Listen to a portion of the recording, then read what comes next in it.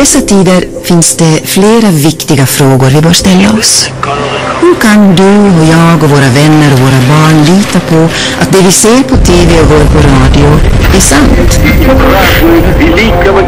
Och hur vet vi att våra åsikter är våra egna?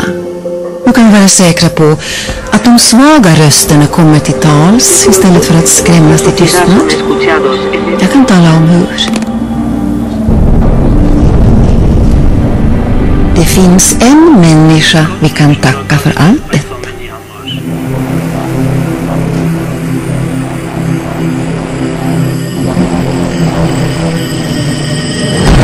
Denna människa vi kan tacka för nya perspektiv. Denna människa vi kan tacka för att vi har en valmöjlighet. Denna människa som ger oss ett alternativ till likriktning och kortsiktighet. Denna människa vi kan tacka för att en vanlig dag kan bli en stor dag.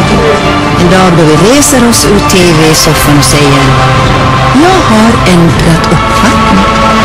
Det finns bara ett ord som ger denna människa rättvisa.